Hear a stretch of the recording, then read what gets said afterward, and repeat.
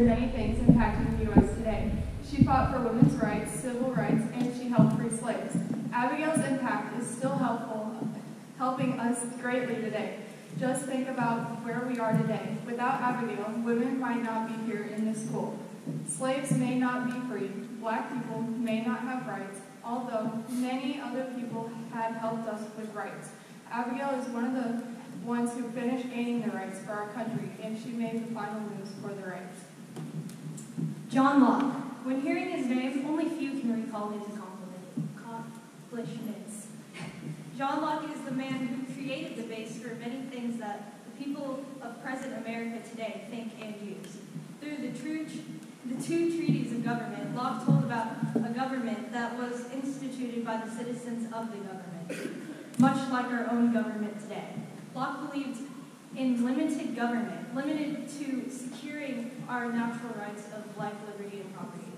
Locke's libertarian thoughts caught wind and developed into the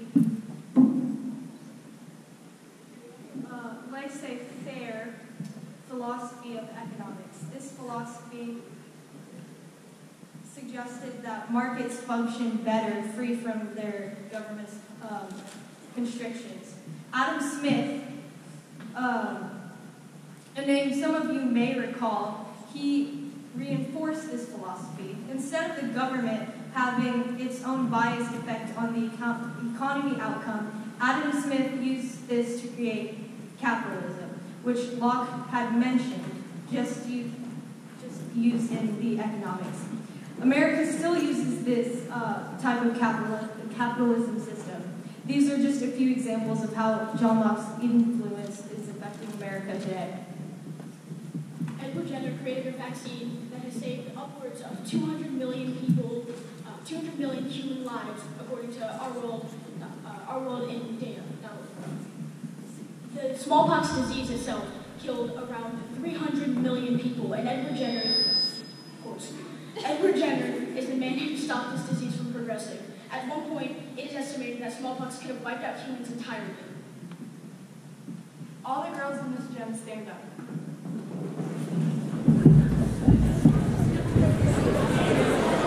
Look around. See how many girls are in here.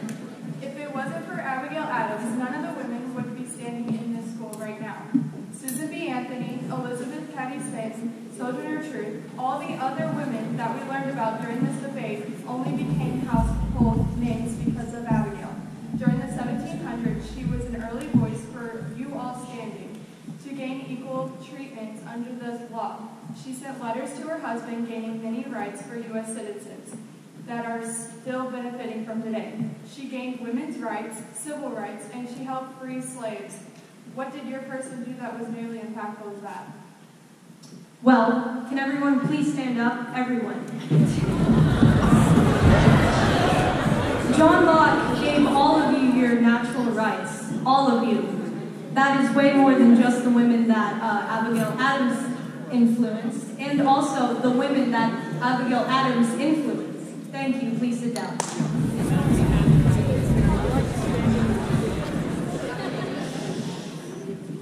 I'd also like to mention a little fact.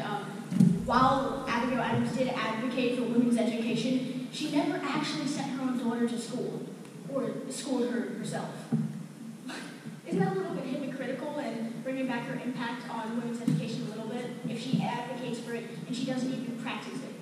Actually, Abigail Adams was a very well-educated woman. Her mom homeschooled her, and then she taught herself more things. She also homeschooled all of her kids so that they had the same education as she did, and she taught some of her kids her political beliefs on the world. Katie, any further rebuttal? We're ready for final statement.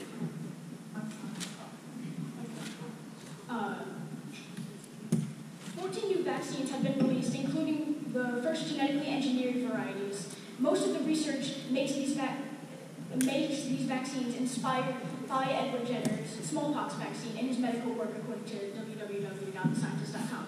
I can understand why you picked John Locke or Abigail Adams, but I believe that Edward Jenner is more impactful than both of them because just the sheer number of people he saved and the progression of the disease he stopped. 300 million people died from this disease, and he halted that progression. saved from this horrible disease that humans had to face before Edward Jenner. We don't have to deal with this because of him. And the new vaccines that are based off of his work are just save many lives and stop a huge amount of diseases from infecting us and make our lives easier. The rights that we got from these two people wouldn't even be able to be put in place if we were all dead from smallpox or diseases that couldn't be saved or that couldn't be stopped by vaccines. Well, what's a life worth living if you don't have those rights? Like, if we were still under the monarchy, our life wouldn't even be our own. We couldn't do the things we wanted to. We wouldn't have free liberty. So you wouldn't even be living your own life, so there's no point. Well, the women wouldn't be here, and they wouldn't have all the rights that we have today now. They wouldn't have a choice in what they say. They wouldn't have any rights at all.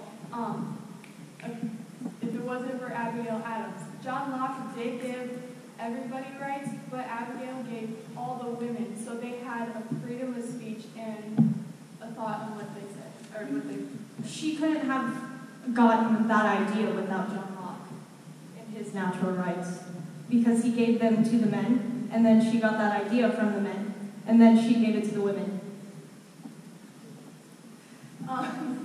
Abigail Adams wrote letters to John Adams when he was in presidency. She gave him tips and things that she was concerned about, and so he could fix them or give them more rights to do. And if it weren't for Abigail Adams' consent to let her 9-year-old son go to Russia as an ambassador in the revolution, then he never becomes one of the country's best Secretary of State, which he gave us Florida, the Adam-Quincy Treaty, and the Monroe Doctrine, and solidified our Canada/U.S. border.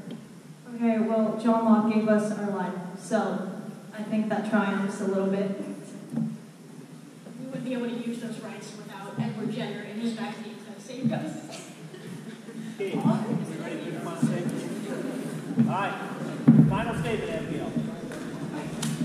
The legacy of Abigail Adams is that of a witty, intelligent woman whose keen insight and observation help us to clearly see a bygone age. Her letters, whether speaking of the smoke and pleasure or of the cry, remember the ladies, let us appreciate and come to admire the most remarkable woman of any era. She was extraordinary not for only what she did and to whom she married, but also for what she was. She has a unique and formidable place in our nation's history as a wife, as a first lady, as a woman, and as an American. John Locke's influence has affected us greatly, yet most of us don't even know who he is. Locke's influence is still affecting our government, economy, and many other things. Without Locke, our country would be very different. We wouldn't have our lives to call our own. We would probably be under a monarchy with a trash economy.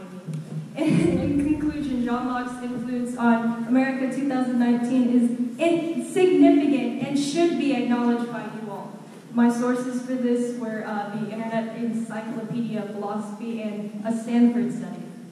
In conclusion, I believe that Edward Jenner is most impactful, not only on the U.S.'s history, but the entire human race's history. Without Edward Jenner, millions more would have died in the centuries of